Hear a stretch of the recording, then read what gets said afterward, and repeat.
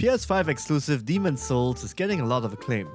While it looks shiny and pretty detailed as all heck, it still comes with the baggage and issues of the original Demon's Souls back on the PS3. Let's not forget, it took a lot of YouTubers and Twitch guys to turn heads and perspectives around. Even PlayStation's own Shuhei Yoshida wasn't a fan of the original game until its sequels made its way to Bandai Namco. Hindsight 2020 and all that. It's probably because of the hardcore gameplay that turned off people initially, but people got around to it. You know, like a challenge. In a sea full of games that hold your hand, Demon's Soul was a breath of fresh air, along with its other sequels and inspirations.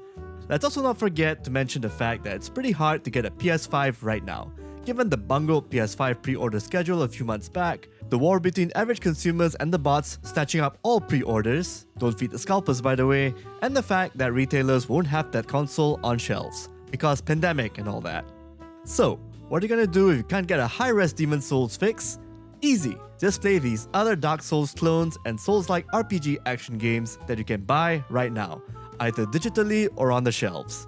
From the obvious to the obscure, let's talk about clones from the genre of games overused in game journalism comparison quotes. And you know what else sucks apart from overused quotes? Unsecured game credit payment. Nothing sucks more than having your private details being stolen by hackers when all you want are some wild cores for your League of Legends Wild Rift gaming. That's why we recommend CodaShop for your in-game purchasing needs for your free-to-play gaming spree. We're pretty sure when you're done with a hardcore Demon's Soul clone, you just want to kick back and relax with an F2P mobile game of your choice, like Mobile Legends, League of Legends Wild Rift, and Goddess MUA, or is it MUA? MUA? If you want a fast, secure, and easy way to get your in-game credits, especially in Malaysia, head down to the link below and check out CodaShop. Since we're affiliated with these awesome folks, using this link will help us out so that we can continue making great content like this. So, thanks! On to the main show. Nioh 2 is very recent and is out this year, and it's still worth snatching up if you love challenging combat and tough giant bosses in demon form. You play a sellsword who somehow has the power to pull off sick burst counters where a demon pops out from your body to deal counterattacks. You also need to manage your ki while fighting, especially in yokai-tainted areas.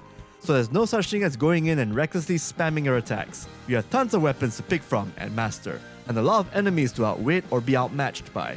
True, the game's level design isn't anything to shout about, but it delivers where it matters most. Major customizability, great replay value, and a lot of awesome fighting moments where it can come close to either victory with just a sliver of health, or just plain death.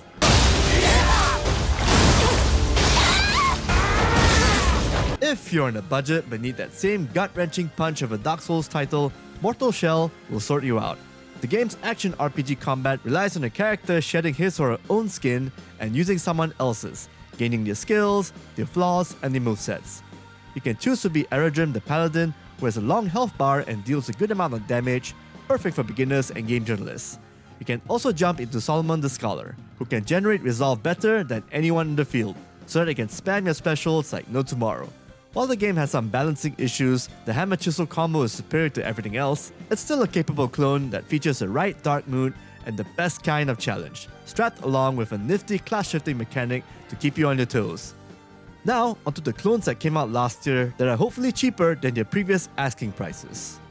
Bandai Namco, after being inspired from the Dark Souls trilogy, decided to task the studio that made God Eater to create their own take on the genre. The result? Anime vampires, killing lesser zombies and monsters to survive, followed by melodramatic story arcs. That's Code Vein in a nutshell, full of hack and slashing and anime story goodness. The problem? It gets a tad easy when you have an AI partner with you. You can easily breeze the game when you're teamed up with Yakumo, who can just broadsword his way to victory. And you can just stand at the sidelines just healing him from afar if things get rough. Still, there are a ton of good ideas they have here. The Inherit gift system lets you adopt abilities from other revenants so that you can build your own class, mixing and matching abilities to suit your playstyle a la Final Fantasy V's job system, but anime vampires. The tag system, while broken in the long run, can help casual players experience a Souls-like game with training wheels on. Plus, you can always turn off that option. There are 1 or 2 battles that require you to adopt the tag team system, so maybe there's a bit of value right there.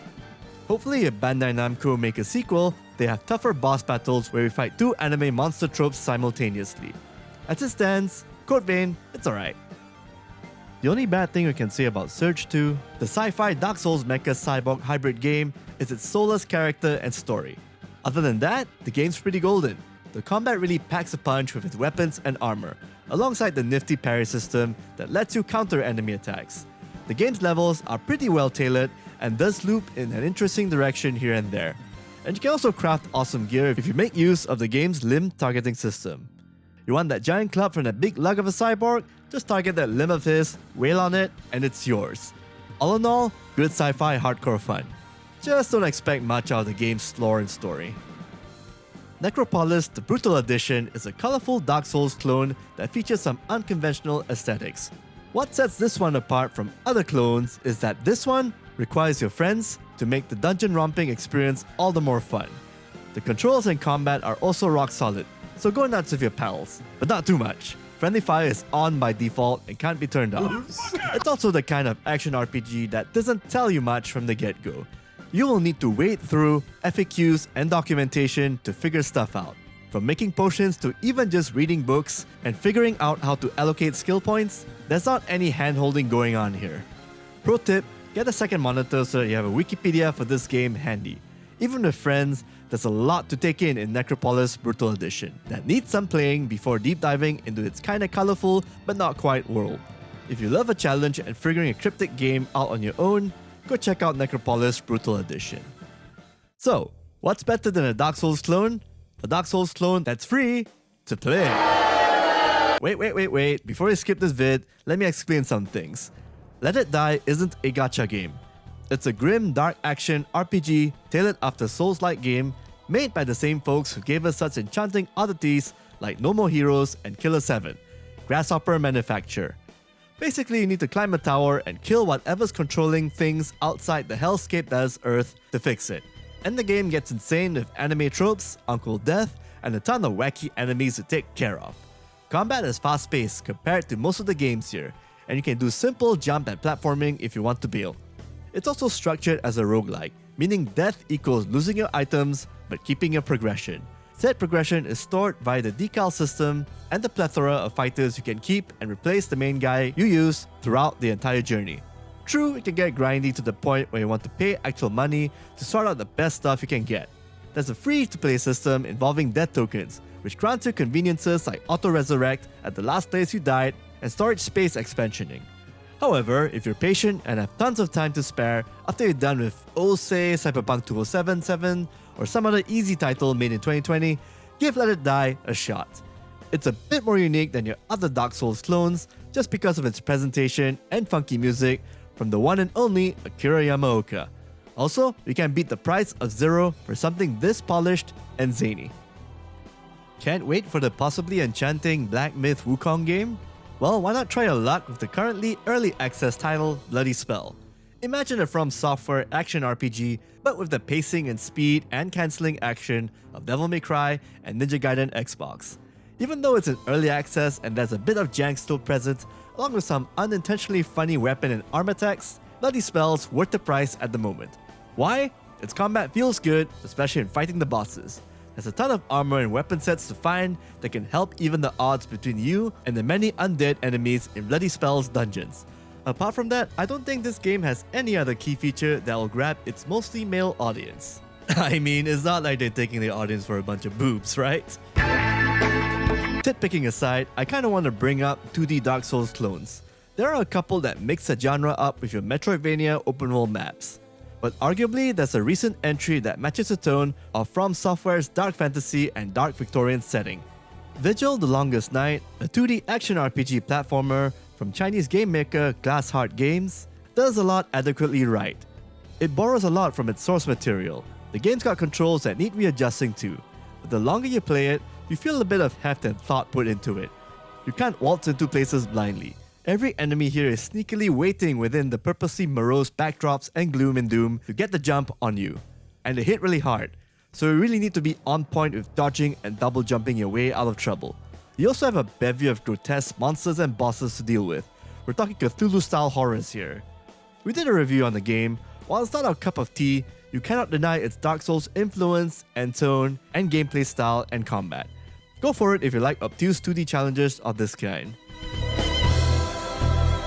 And that's it for our Dark Souls clone video, in case you can't get your hands on the PS5 to play the Demon's Souls remake. No one's stopping you from playing the original PS3 version though, but if you can't stand waiting until PS5s are available in your countries, it's best to just play these other clones to get your jollies. Hell, just play the Dark Souls trilogy, as well as Bloodborne, that's available on PS4, right? If you'd like to see more videos from us, do like and subscribe to our channel for more awesome content. We post new vids and gameplay showcases every week. See you then!